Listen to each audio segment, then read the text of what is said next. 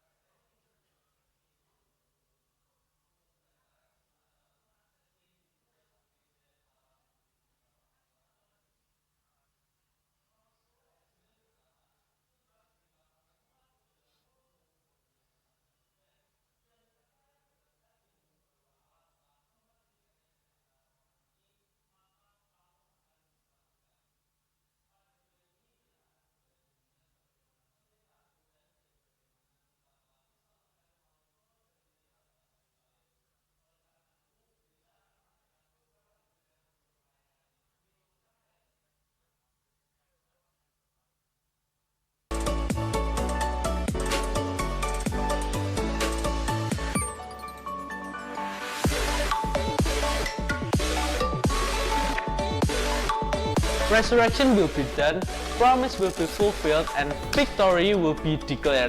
Mari datang di perayaan Paskah Super Youth pada hari Sabtu 26 April 2025 pukul 6 sore dengan tema Rise to Glory. See you!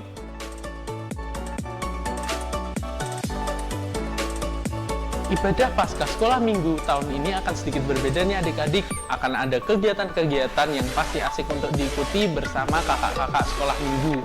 Kalian penasaran kan?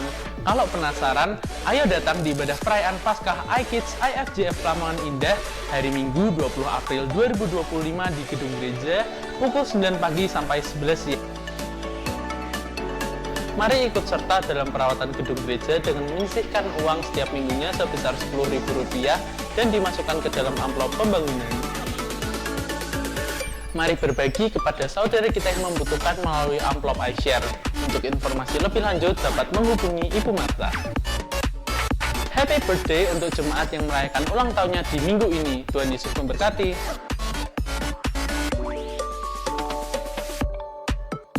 Demikian Ainus untuk minggu ini. Ikuti terus perkembangan gereja melalui Instagram, YouTube, dan grup WhatsApp gereja. And don't forget, people is our mission, connect with God and make disciple, alive in culture. Selamat melanjutkan ibadah. Tuhan Yesus memberkati.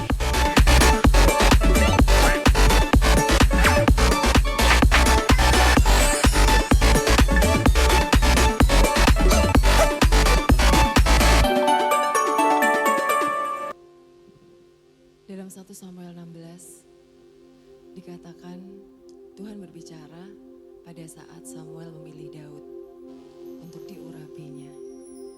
Firman-Nya berkata, manusia melihat apa yang di depan mata, tetapi Tuhan melihat hati. Firman ini boleh mengingatkan kepada setiap kita, seberapa di antara kita yang sering dinilai oleh manusia gak layak, gak berkenan. Tetapi pagi ini Tuhan mengingatkan kepada setiap kita bahwa Tuhan melihat hati. Jadikan pagi ini momen yang luar biasa untuk kita bertemu dengan Dia.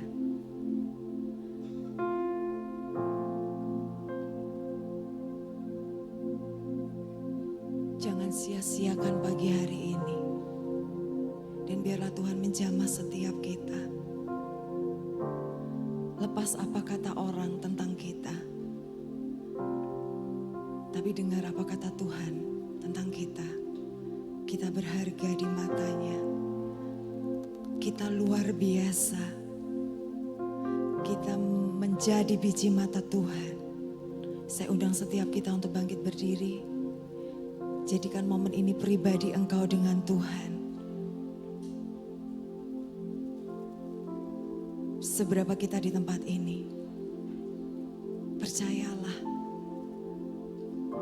engkau akan mengalami Dia pagi hari ini.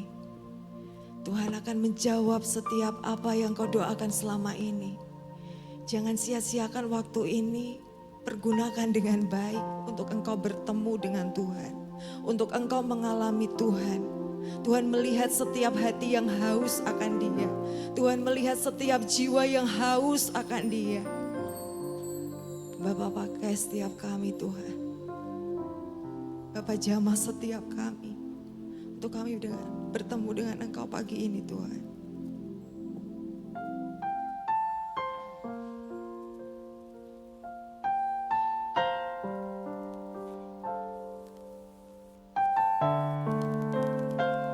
Hadirlah di tempat ini Tuhan. Kami hanya perlu Engkau. Kami tidak butuh yang lain Tuhan. Kasih-Mu cukup untuk setiap kami.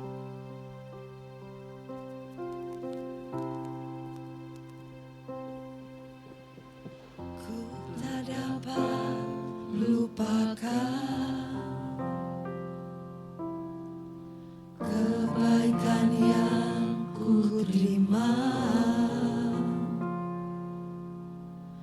pengorbananmu yang mulia, jadikan ku berharga.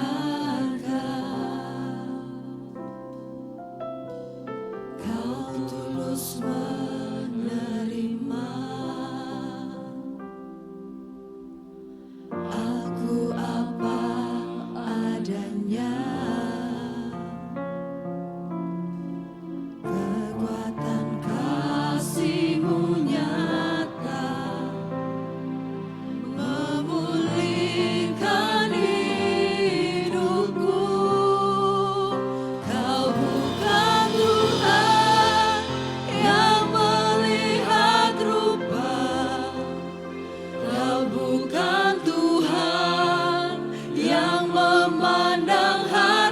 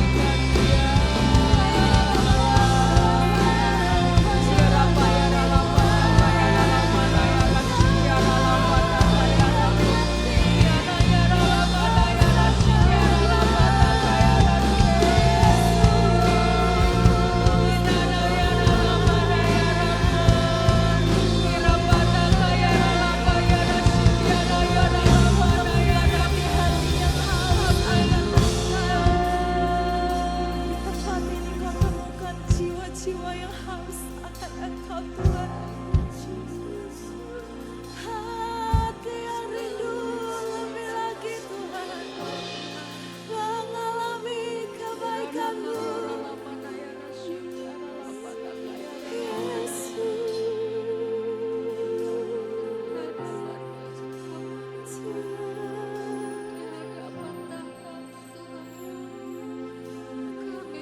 Kau tak pernah pandang rupa kami Tuhan. Kau tak pernah pandang apa yang kami pakai. Kau tak pernah pandang kekayaan kami, apa yang bisa kami berikan Tuhan. Tapi Engkau memandang hati kami. Kau tak pernah memandang apa yang kami punya Tuhan. Kau tak pernah memandang kekayaan kami. Kau tak pernah memandang Tuhan rupa kami. Tapi Kau melihat hati kami Tuhan. Dan pagi hari ini Kau temukan di tempat ini hati-hati yang haus akan Engkau. Jiwa-jiwa yang haus akan Engkau Tuhan. Mereka akan berjumpa dengan Engkau pagi ini Bapa.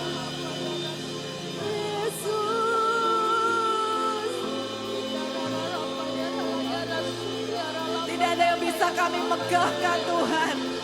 Apapun yang kami punya, tidak ada yang bisa kami megahkan. Kami hanya punya hati ini Tuhan, hati yang haus akan Engkau. Yesus Tuhan, biar Kau temukan di tempat ini hati-hati yang tulus Tuhan, yang haus akan Engkau, yang menanti-nantikan hadir-Mu. Penuhkan setiap kami Tuhan. Yesus.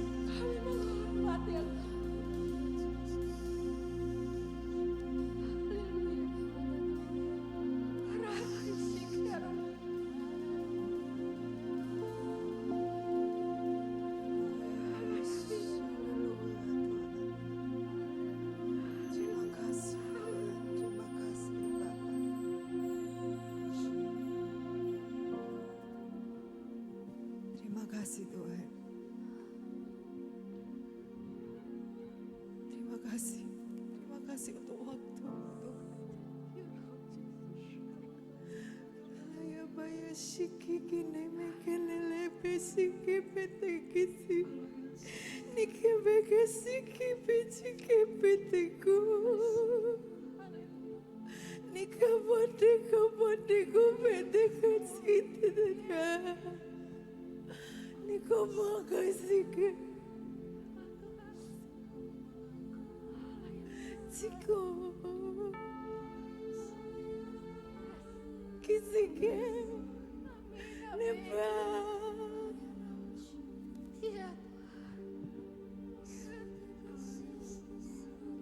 Terima kasih Bapak. Terima kasih Tuhan. Terima kasih. Terima kasih Tuhan. Terima kasih Tuhan. Terima kasih Tuhan. Terima kasih Tuhan.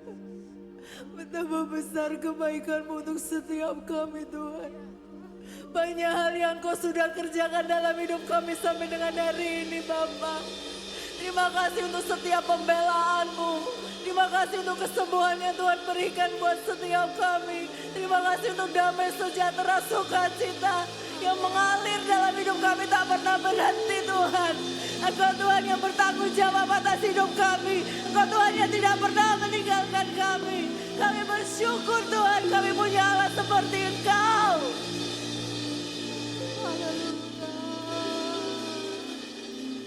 Meski kami tak memiliki apa-apa Tuhan, Engkau melihat kedalaman hati kami. Kau masih mencurahkan kasih-Mu untuk setiap kami Tuhan. Terima kasih Tuhan, terima kasih Engkau baik. Engkau baik Bapa. Pengorbanan-Mu cukup untuk setiap kami. Biar mulai hari ini Tuhan, hati-hati yang haus akan Engkau terus. Kami haus akan Kau lebih lagi Tuhan. Hati yang rindu akan Engkau lebih lagi Tuhan. Kami mau mencari wajah-Mu lebih lagi. Di tempat ini Tuhan, Kau temukan hati-hati yang mengasihi Engkau. Yang sungguh-sungguh mengasihi Engkau Tuhan. Bukan karena apa yang kami punya, tapi karena Tuhan sudah lebih dulu mengasihi setiap kami. Malaya baya shikime ene malaya te ini rata takira dapat kuma. Ni ini mene te rela te pece tawalasi. Mika papa pata ena mama toko sakasi. Cipete kupo popo teka malasieta. Popo poti ina popo baya sika popo papa teko pajika. Terima kasih Tuhan, terima kasih Bapak. Kasih-Mu besar untuk kami Tuhan.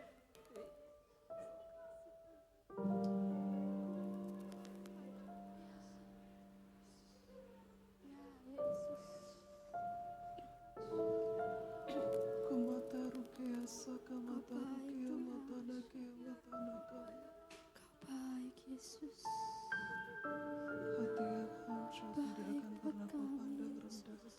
Terima kasih Tuhan, terima kasih Bapa.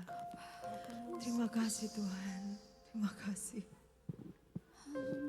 Waktu yang indah kami boleh berjumpa dengan Engkau Tuhan. Kami boleh mengalami kasih. Terima kasih Tuhan, puaskan kami. Terima kasih Bapa, terima kasih Tuhan. Roh-Mu yang lembut mengalir dalam hati kami Tuhan. Kau menjamah setiap kami. Kau tahu apa yang kami perlu Tuhan, pribadi lepas pribadi. Mereka boleh mengalami Engkau, Yesus. Kau tahu kebutuhan kami Tuhan. Kau tahu apa yang kami perlu, Yesus Tuhan.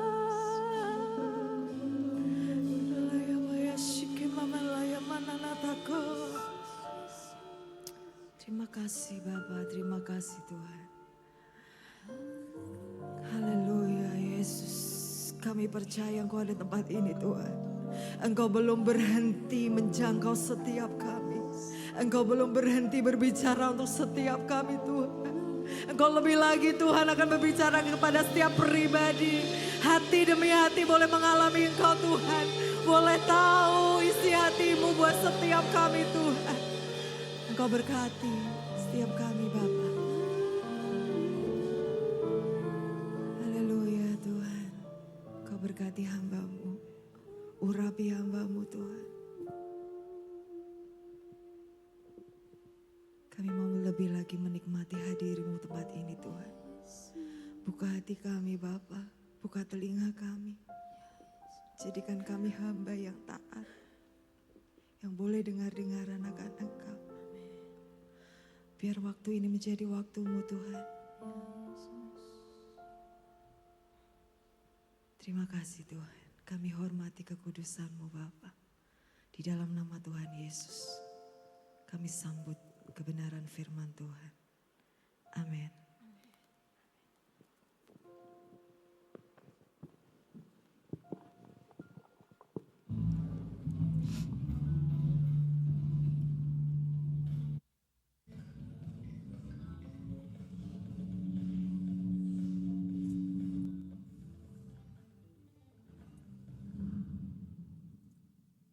Selamat pagi Bapak Ibu yang dikasihi Tuhan. Selamat kita kembali beribadah di dalam kasih Tuhan kita Yesus Kristus.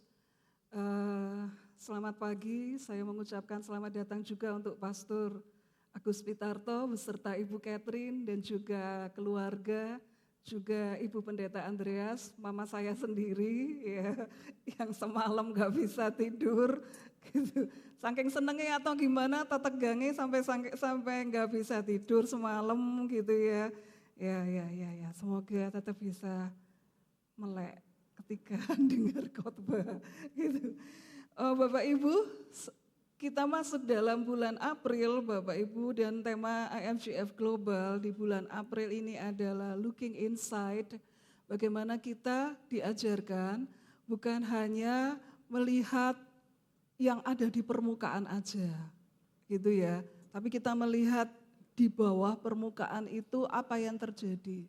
Di permukaan kelihatannya baik-baik aja, rumah tangganya baik-baik, pernikahannya baik-baik, pelayanannya baik-baik, tapi di dalam keropos. Di dalam, nah ini, saudara, kadang-kadang kita cuman hanya membenahi, mengevaluasi, dan fokusnya hanya yang di permukaan aja. Tapi kita enggak jeli untuk melihat yang di dalam ini seperti apa. Kondisi iman rohani kita, kasih kita, pengenalan kita kepada Tuhan. Karena sesungguhnya yang di dalam itu lebih penting. Kalau di dalamnya keropos, ini yang di permukaan ini ya bahaya.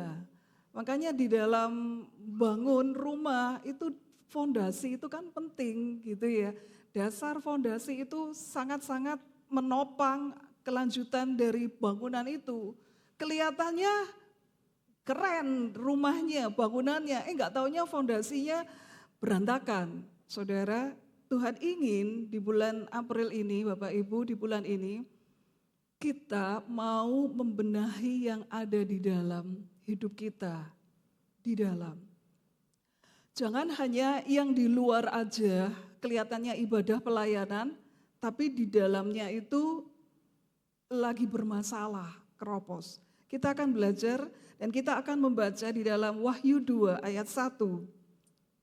Tuliskanlah kepada malaikat jemaat di Efesus, inilah firman dari Dia yang memegang ketujuh bintang itu di tangan kanannya dan berjalan di antara ketujuh kaki dian emas itu. Aku tahu segala pekerjaanmu, baik jeripayahmu maupun ketekunanmu.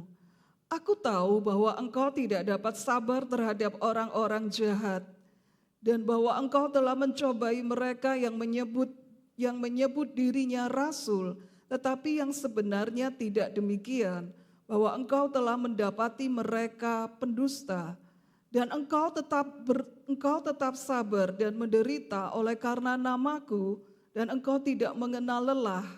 Namun demikian aku mencela engkau, karena Engkau telah meninggalkan kasih-Mu yang semula. Sebab itu ingatlah betapa dalamnya Engkau telah jatuh. Bertobatlah dan lakukanlah lagi apa yang semula Engkau lakukan. Jika tidak demikian, aku akan datang kepadamu dan aku akan mengambil kaki dianmu dari tempatnya, jikalau engkau tidak bertobat. Bapak Ibu, pertama yang akan kita pelajari, ya, ayo Tuhan itu melihat kualitas kasih kita kepadanya.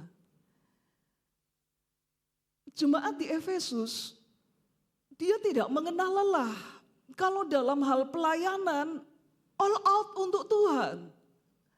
Kalau di dalam pelayanan mereka, excellent. Saudara, mereka excellent, mereka berusaha kasih yang terbaik.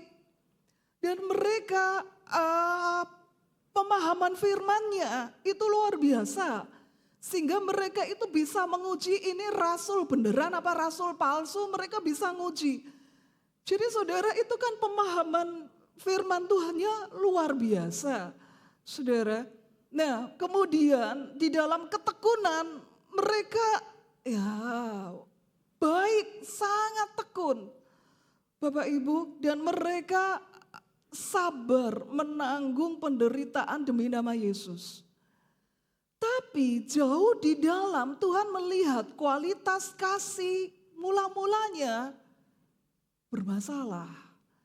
Jadi mereka melakukan semuanya itu berdasarkan rutinitas, kesibukan pelayanan, rutinitas.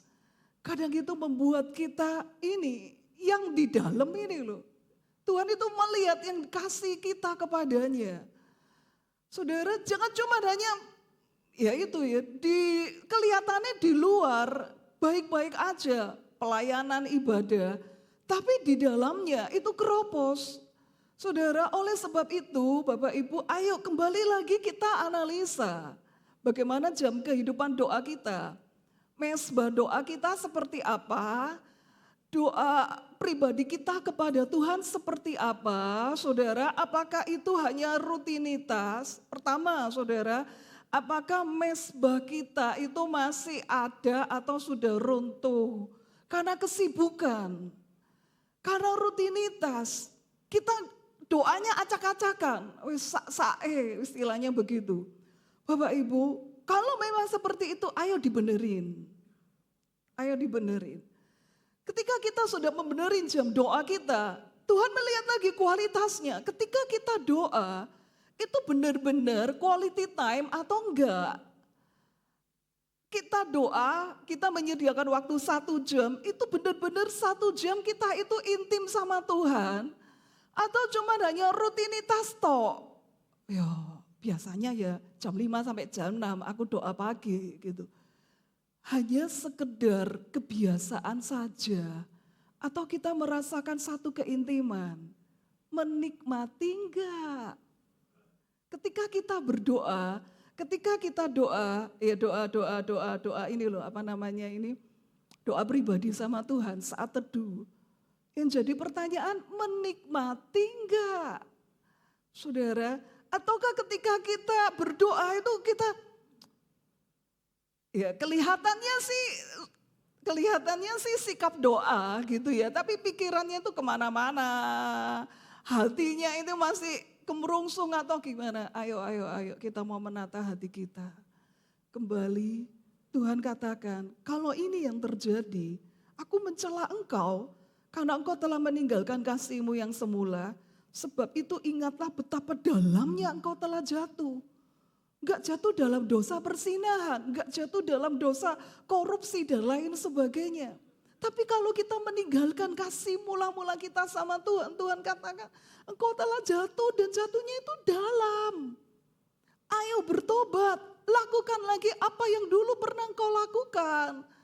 Saudara, kebanyakan kita merasa diri kita itu berharga kalau kita itu sibuk. Sehingga kita sok-sok sibuk gitu ya.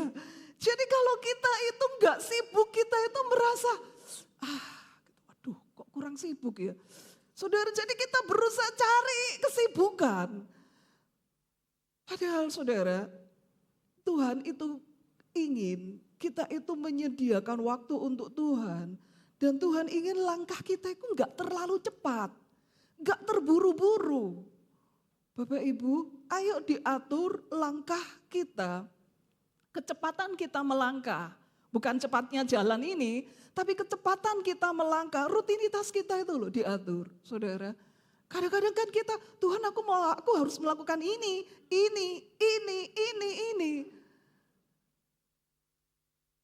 Ditarik ulang. Ayo nak, jalannya jangan cepet-cepet. Ketika Yesus hidup di bumi, saudara,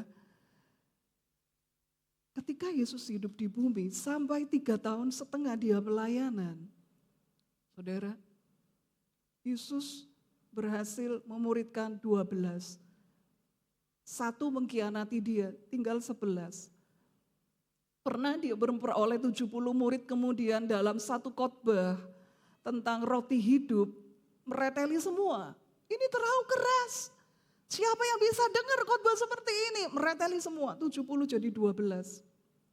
Saudara, kemudian ketika dia mau mati, yang satu mengkhianati, tinggal 11, 3,5 tahun.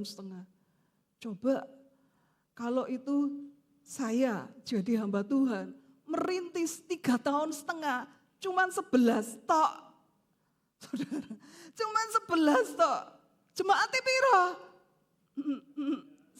11 ribu. 11 gitu. Oh 11, maksudnya akhirnya 11. Bukan, jemaatnya 11. Maksudnya 11 keluarga, bukan, cuma 11 orang. Saudara, itu kalau menurut kriteria pertumbuhan gereja ini gagal. Tapi Yesus itu langkahnya, dia enggak buru-buru, enggak cepet-cepet. 11 itu dimatangkan. Dimatangkan, sungguh-sungguh dimatangkan. Sehingga dari yang 11 itu bisa menyebarkan Injil ke seluruh dunia. Bapak Ibu, Tuhan ingin, ayo kita itu jangan hanya menyibukkan diri. Dan kita merasa diri kita itu berarti dan berharga kalau kita itu sibuk. Saudara, jadi seorang sibuk.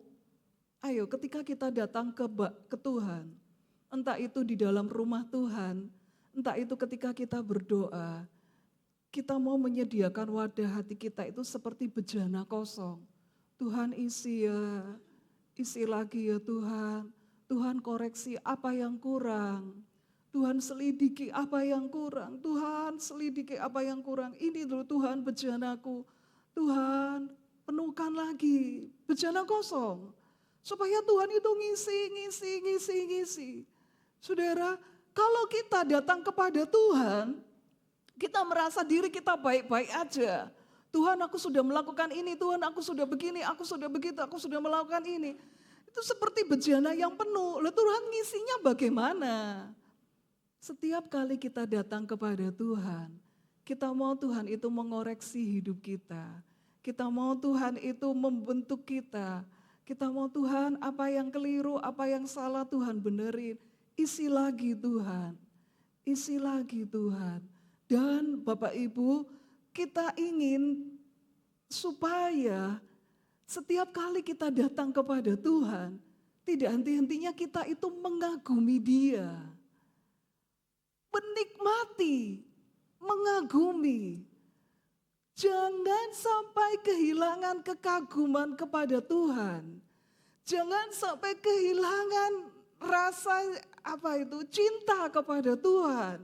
Menikmati Dia, menikmati Tuhan, menikmati ibadah. Saudara, ini bagaimana ketika Bapak Ibu menikmati sesuatu? Hobinya apa? Bapak Ibu hobinya apa? Gitu ya. Ada orang yang hobinya goes dan dia menikmatinya. Disuruh bangun pagi gitu ya. Jam 4 pagi untuk goes bisa, kalau untuk doa pagi enggak bisa. Tapi kalau untuk janjian goes bareng-bareng sama temannya bisa dan dia menikmati. Saudara, ada orang yang hobinya itu apa? Bapak Ibu, membaca. Bagi orang lain membaca buku itu membosankan, tapi bagi dia itu hal yang luar biasa. dan dia menikmati. Saudara, ada orang yang hobinya apa lagi? Mungkin karena dia suka beternak, ya mungkin memelihara ikan gitu ya, atau berkebun gitu. Bagi orang lain berkebun itu, itu apa? Tapi bagi dia itu dia menikmati, saudara, karena hobi. Bapak Ibu menikmatinya. Bagaimana kita dengan Tuhan ketika kita berdoa, ketika kita membaca firman, ketika kita datang, kita itu menikmati atau enggak? Atau kita merasa biasa aja gitu ya. Biasa aja. Nah ini loh Bapak Ibu, karena udah kehilangan kasih mula-mula. Ibadah, menikmati atau cuman rutinitas. Pelayanan, menikmati atau cuman rutinitas. Dijadwal lagi. Saudara, apakah kita masih memiliki kasih yang mula-mula itu? Sesuatu itu tidak akan terasa kalau kita itu menikmatinya. Tapi sesuatu itu terasa beban dan terasa berat kalau kita nggak menikmatinya. Seseorang bisa menikmati kalau dia memang cinta terhadap pekerjaan itu atau mencintai pribadi seseorang. Dinikmati. Saudara, mau rekoso kayak apa? Dinikmati. Bapak Ibu, kayak begitu kan.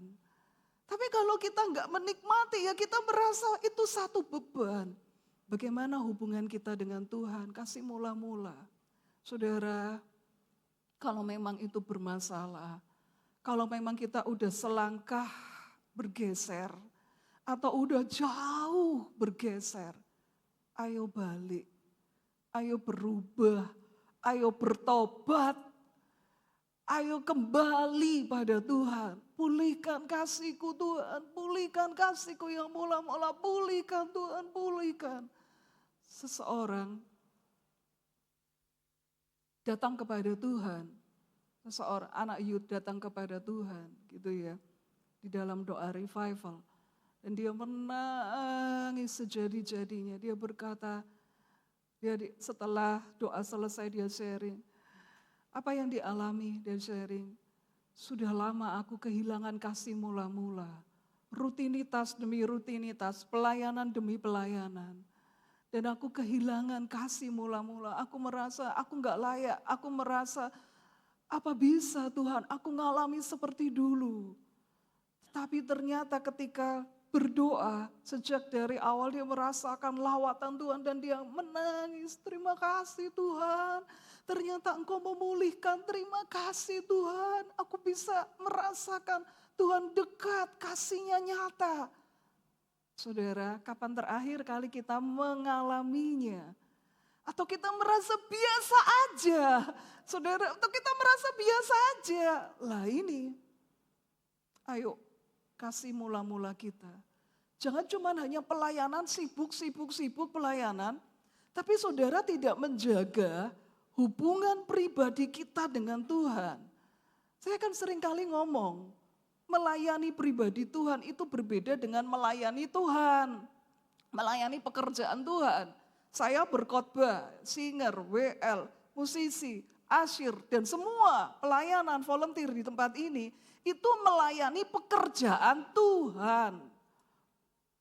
Kita melayani pribadinya ketika kita duduk di kaki Tuhan, ketika kita menyembah Dia, ketika kita meluangkan waktu dan hati kita hanya berdua dengan Tuhan, hanya berdua dengan Tuhan. Saudara, ini ketika kita duduk di kaki Tuhan, Tuhan mau ngomong apa? Tuhan mau bicara apa? Kita menyediakan hati, kita menyediakan waktu. Tuhan, apa kehendak-Mu? Dan kita mengaguminya dan kita menikmatinya. Disitulah artinya kita itu melayani pribadinya. Saudara, itu namanya melayani pribadi Tuhan. Bapak Ibu, seorang istri, ibu rumah tangga.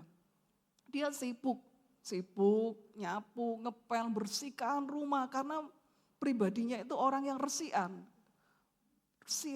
Bagus, baik. Tapi ketika suaminya pulang, ya pulang kantor, habis mandi, suaminya tuh pengen nonton TV ditemenin istrinya. Gitu. Tapi istrinya masih sibuk. Wis tak lama, ojo kesel-kesel, wis tak lama, di sini aja temenin aku nonton TV. Raiso, mana kurang bersih ini anakmu nyapu gak bersih nih gitu ya. Masih disapu, padahal itu rumah udah disapu 3 kali, masih disapu, dipel lagi. Udah lama duduk sini ayo nonton berita. Kaiso, itu masih ada cucian piring dan lain sebagainya. Sampai suaminya jengkel katakan, aku itu menikahi seorang istri atau seorang pembantu atau seorang ART. Sampai jengkel. Karena apa? Ya ini loh Bapak Ibu. Yang istri lakukan itu hanya melayani pekerjaan rumah tangga. Belum melayani suaminya. Melayani suaminya, pribadinya. Itu hanya duduk di depan TV, nemenin suaminya nonton TV. Enak toh? Enak enggak? Ayo istri-istri, kalau dibegitukan sini loh ma, duduk di sampingku, nemenin mek ngancani nonton TV toh, gitu ya. Enak enggak? Enak toh, kan gitu. Enak toh, cuman suruh nemenin gitu toh. Tapi seringkali kita sama Tuhan kan enggak bisa seperti itu. Duduk di kaki Tuhan. Sini loh, aku mau bicara. Ini loh berfellowship. Kita kan seringkali terlalu sibuk. Sehingga kita enggak punya waktu. Saudara, ini yang harus dibenahi pertama. Kualitas kasih kita pada Tuhan. Yang kedua, hubungan pernikahan. Bagaimana hubungan pernikahan Bapak Ibu? Lah pernikahan kita, lah pernikahan bersama kan gitu ya. Pernikahan Bapak Ibu masing-masing bagaimana hubungan pernikahan. Saudara, Maleakhi 2 ayat 13. Dan inilah yang kedua yang kamu lakukan. Kamu menutupi mezbah Tuhan dengan air mata, dengan tangisan dan rintihan. Oleh karena ia tidak lagi berpaling kepada persembahan dan tidak berkenan menerimanya dari tanganmu. Dan kamu bertanya, oleh karena apa? Saudara, ini ngasih persembahan loh kepada Tuhan. Sungguh-sungguh loh nangis, saudara. Tapi Tuhan gak berkenan, cuek. Oleh karena apa? Oleh sebab Tuhan telah menjadi saksi antara engkau dan istri masa mudamu yang kepadanya engkau telah tidak setia. Padahal dialah teman sekutumu dan istri seperjanjianmu. Teman sekutu, istri seperjanjian, tapi enggak setia. Bukankah Allah yang esa menjadikan mereka daging dan roh? Dan apakah yang dikehendaki kesatuan itu? Keturunan ilahi. Jadi jagalah dirimu dan janganlah orang tidak setia terhadap istri dari masa mudanya. Sebab aku membenci perceraian, firman Tuhan, Allah Israel, juga orang yang menutupi pakaiannya dengan kekerasan, firman Tuhan semesta alam. Maka jagalah dirimu dan jangan berkhianat. Bapak Ibu, ini orang Israel memberi persembahan kepada Tuhan. Orang Israel berdoa, menangis, menutupi mezbah Tuhan dengan air mata. Tetapi Tuhan gak berpaling pada persembahan mereka. Kenapa? Karena gak setia dengan istri pada masa mudanya, istri pertamanya. Gak setia, saudara. Tuhan katakan, padahal dialah teman sekutumu, istri seperjanjianmu. Ayo Bapak Ibu, Tuhan itu serius dengan pernikahan. Walaupun ini kan PL ya, Maleakhi di zaman PL. Walaupun pada zaman itu poligami itu masih dilegalkan, tapi Tuhan itu katakan aku benci perceraian. Dan Tuhan itu mau supaya setiap pria itu setia pada istrinya, istri masa mudanya, bukan istri kedua, ketiga, keempat. Saudara, istri pertamanya. Bapak Ibu, istri seperjanjian, teman sekutumu. saudara. Dialah teman sekutumu. Kata teman sekutu, bahasa Ibrani-nya, akar katanya itu kabar. Kabar itu artinya terikat bersama. Saudara, ini teman sekutu itu terikat bersama. Pasangan kita, entah itu istri, entah itu suami, itu adalah teman sekutu. Namanya teman sekutu itu terikat jadi satu. Dalam pernikahan itu ada ikatan perjanjian, ikatan batin. Bapak Ibu, suami, istri di tempat ini, sudah terikat jadi satu enggak? Bukan hanya secara legalitas, ya. Oh iya, ini loh saya pakai cincin ya, gitu. Bukan itu. Tapi ini loh, ikatan batin ini loh. Ngerti enggak perasaannya? Ngerti enggak ketakutannya? Ngerti enggak apa yang dia pengenkan?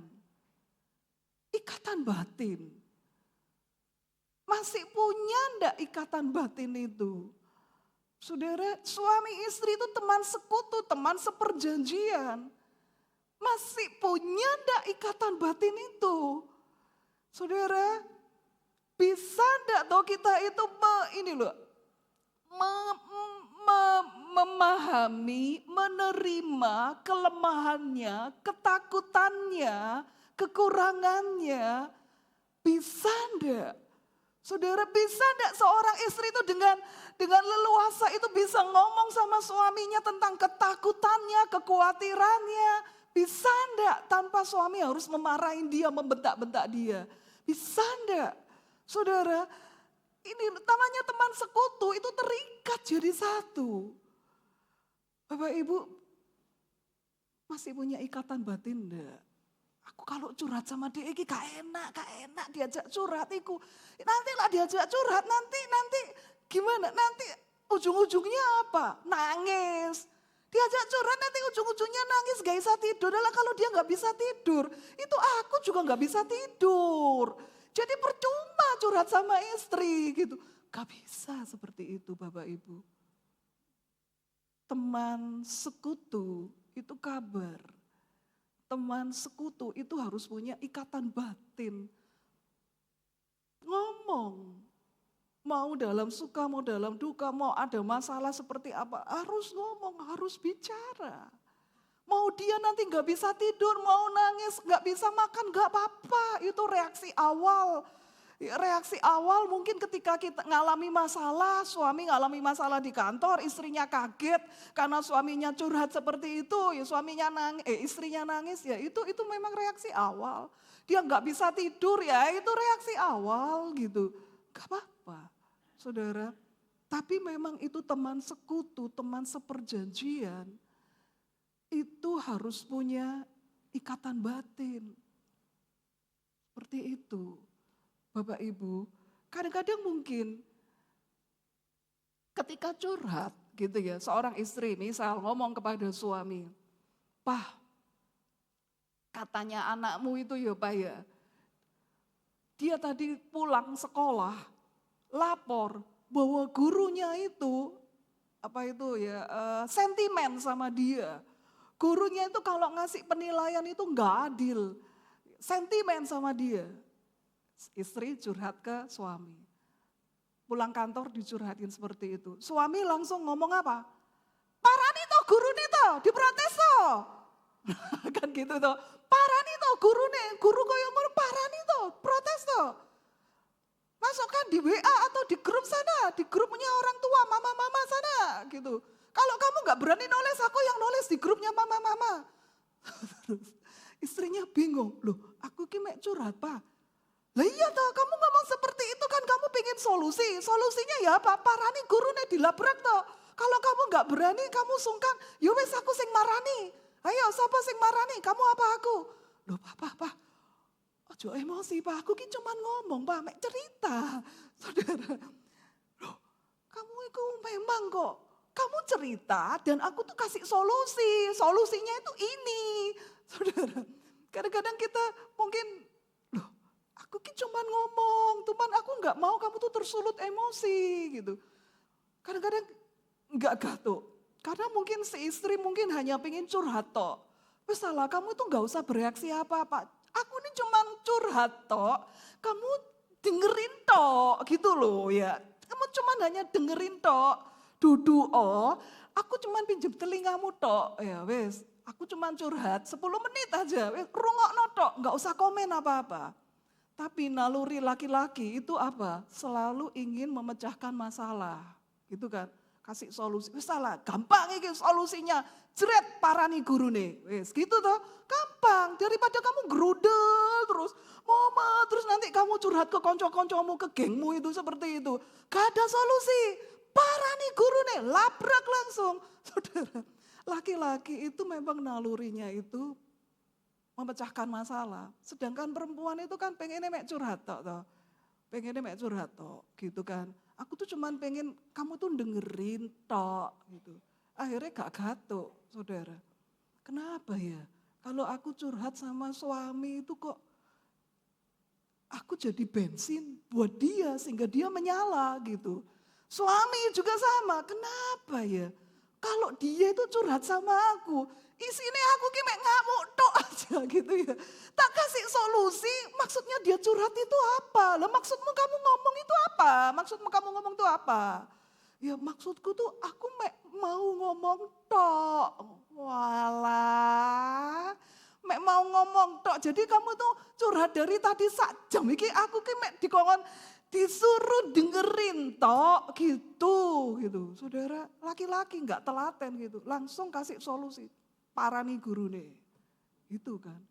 Bapak Ibu, ini kadang-kadang antara suami istri seperti itu. Karena apa? Ya nggak apa-apa lah. Proses komunikasi. Tapi kita harus tetap ingat, dia itu teman sekutu. Mau nanti curhat ujung-ujungnya berantem, iki teman sekutu. Teman sekutu.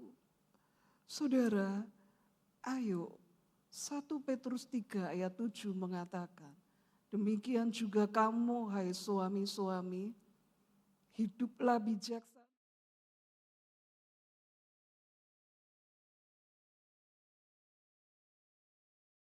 Dari kasih karunia, yaitu kehidupan supaya doamu jangan terhalang. Suami-suami berdoa, kok gak dijawab Tuhan? Kerjaanku itu kok ruwet. Masalah di kantor itu kok ruwet, gak bisa. Benahi, cross check hubungan dengan istrinya gimana, pernikahannya gimana, bagaimana cara memperlakukan istrinya. Tuhan katakan hormati mereka sebagai teman pewaris kasih karunia. Saudara, hormati supaya doamu jangan terhalang. Bapak Ibu ingat enggak tentang Menara Babel di Kejadian pasal 11. Ketika Tuhan melihat usaha mereka manusia untuk membangun Menara Babel itu, Tuhan ngomong ke mereka tuh, ini baru permulaan usaha mereka. Mereka itu satu bahasa. Mulai dari sekarang, apa saja yang mereka rencanakan, tidak ada yang tidak bisa berhasil. Artinya apa? Pasti berhasil, karena apa? Satu bahasa. Supaya merancangan itu gagal, rencana itu gagal, bahasanya dikacaukan. Bapak Ibu, ini kuncinya. Kalau kita itu ingin rencana itu berhasil, satu bahasa. Suami istri, satu bahasa. Namanya teman sekutu itu satu bahasa. Mau mungkin pola pikirnya beda, sudut pandangnya beda, cara kerjanya beda. Satu bahasa, sepakat. Saudara, apa yang membuat suami istri gak bisa satu bahasa? Kepahitan, kekecewaan, luka, atau apa? Yang sehingga membuat gak bisa lagi satu bahasa. Padahal kalau suami istri itu satu bahasa, Kejadian 11 itu loh Bapak Ibu, baca di rumah. Mulai dari sekarang, apa saja yang mereka rencanakan, tidak ada yang tidak berhasil. Dengan kata lain apa? Pasti berhasil. Karena apa? Satu bahasa. Kita hidup ngalami masalah, ngalami tantangan. Masalah dan tantangan itu harusnya bukan membuat suami istri itu makin berantem. Bukan membuat suami istri itu berantem dan lain sebagainya. Tapi masalah dan tantangan itu dihadapi bersama ketika mereka satu bahasa. Lah kalau bahasanya nggak bisa satu, saudara, bahasanya nggak bisa satu. Gimana bisa menghadapi tantangan, masalah? Tapi kalau bahasanya itu satu bahasa, tantangan sehebat apa, masalah sehebat apa, bisa mereka hadapi bersama-sama. Ayo satu bahasa, suami istri. Komunikasinya dibenerin. Saudara, komunikasinya dibenerin. Ini loh, jangan yang cuma hanya di level permukaan toh. Level permukaan kelihatannya baik-baik aja. Tapi yang di bawah, di dalam, ngerti nggak perasaan istrinya? Ngerti nggak apa ketakutan suaminya? Ngerti nggak? Saudara, yang ditakutkan itu apa? Pola pikirnya itu apa? Ngerti nggak? Bisa enggak seorang istri itu dengan leluasa curhat kepada suaminya? Seorang suami itu bisa dengan leluasa itu curhat kepada istrinya? Bisa enggak?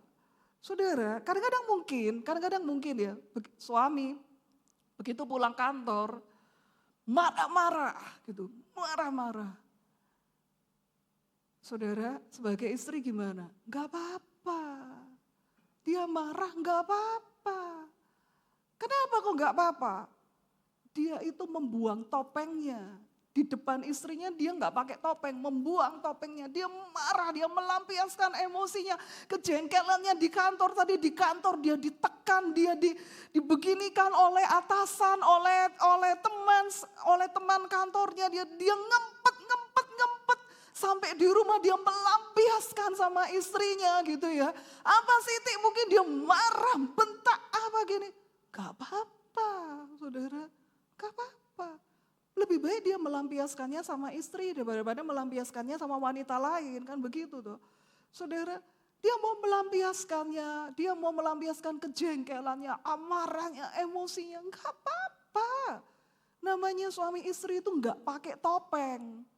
Kalau sama di kantor dia bisa pakai topeng, kelihatannya baik-baik aja. Tapi kalau di rumah udah topeng itu dilepas. Saudara, inilah teman sekutu. Bapak Ibu, ayo. Hubungan pernikahan dibenerin. Hubungan pernikahan dibenerin. Karena apa? Doa gak dijawab Tuhan. Kalau pernikahan ini gak beres. Teman sekutu, kita gak sadar kalau pasangan ini adalah teman sekutu. Ikatan batinnya masih kuat enggak, saudara? Ikatan batinnya masih kuat enggak? Jangan sampai kita merasa lebih nyaman curhat dengan orang lain daripada dengan pasangan sendiri. Gak boleh, itu gak boleh. Bapak Ibu, benerin. Kalau memang itu terjadi, benerin. Yang di dalam ini dibenerin. Saudara, kalau yang di dalam ini dibenerin, Tuhan itu akan memberi berkat. Kalau satu bahasa, apapun juga yang direncanakan itu diberkati Tuhan, berhasil. Masalah sehebat apapun itu bisa kita hadapi kalau satu bahasa. Benerin. Bapak Ibu, ayo dalam hidup kita mau, ini loh, hanya dua hal. Kerohanian kita, hubungan pribadi kita dengan Tuhan, ya, kasih kita pada Tuhan, dan pernikahan, beresin. Saudara, benerin. Kalau komunikasinya masih jelek, benerin. Sediakan waktu berdua benerin. Luangkan waktu. Jangan cuma nanya sibuk toh. Ayo sediakan waktu. Luangkan waktu. Benerin komunikasinya. Kita sampai pada kesimpulan. Mulailah menata iman kerohanianmu. Jangan kehilangan kasih mula-mula. Ya. Karena Tuhan itu melihat kualitas pernikahan. Kita mau untuk membenahi yang ada di dalam. Entah itu kasih kita kepada Tuhan, entah itu kualitas pernikahan kita. Pernikahan, saudara, benerin. Mari kita sama-sama bangkit berdiri.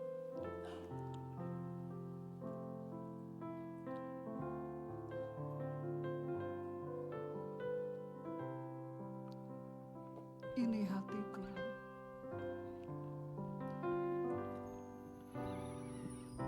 Ini hatiku menyembahmu,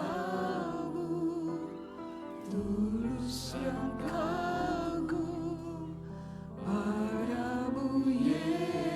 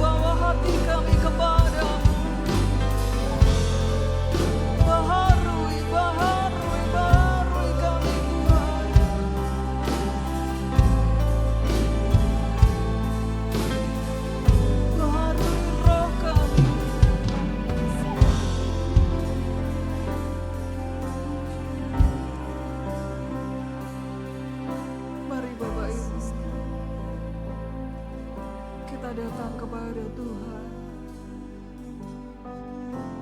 Izinkan Tuhan berbicara secara pribadi dalam hati kita. Koreksi hati kita kepada-Nya. Seberapa kualitas kasih kita, seberapa kualitas kasih kita kepada-Nya. Kasih mula-mula kita. Apakah kita masih mengaguminya, menikmatinya, mengasihi Dia dengan kasih yang tulus?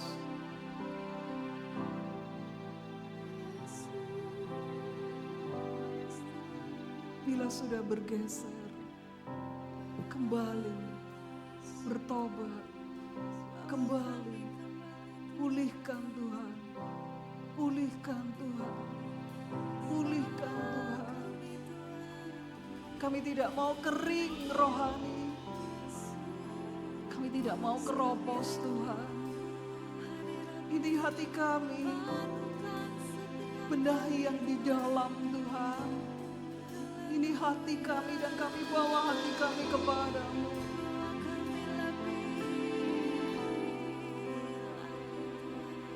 Bapak Ibu, suami istri yang ada di tempat ini, perbaiki komunikasi. Pasangan itu adalah teman sekutu, teman seperjanjian. Dan Tuhan serius dengan pernikahan.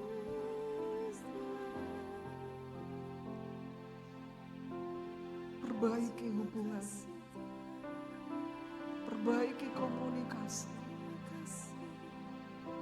Satu bahasa, satu bahasa. Pulihkan Tuhan, pulihkan komunikasi antara suami istri. Supaya bisa satu bahasa. Tuhan pulihkan. Supaya Engkau memberkati kami umat-Mu. Teman sekutu, teman seperjanjian. Ajari kami untuk tidak berkhianat, tetapi supaya kami setia. Sebab Engkau melihat sampai kedalaman hati dan pikiran.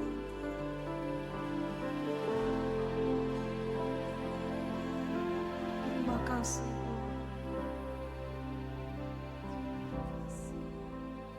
Doakan pasangan, suami istri yang datang, berdua bisa bergandengan tangan dan saling mendoakan.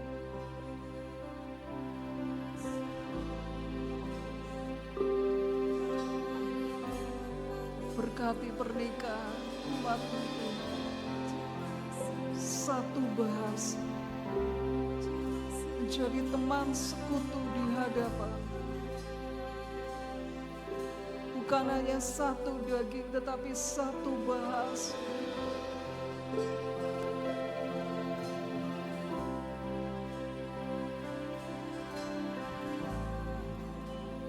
Terima kasih Tuhan. Terima kasih Tuhan. Mari sidang jemaat sama-sama kita mengangkat tangan kita untuk menerima berkat yang dari Tuhan. Sidang jemaat yang dikasihi Tuhan, jika sungguh-sungguh Engkau mendengarkan suara Tuhan Allahmu dan melakukannya dengan setia, maka diberkatilah keluargamu, pernikahanmu, imanmu, pekerjaan keuanganmu, studimu, dengan membawa segala berkat dan sukacita surgawi. Tuhan memberkati dan melindungi engkau.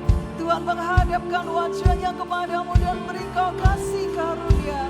Tuhan menyinari engkau dengan wajahnya dan beri engkau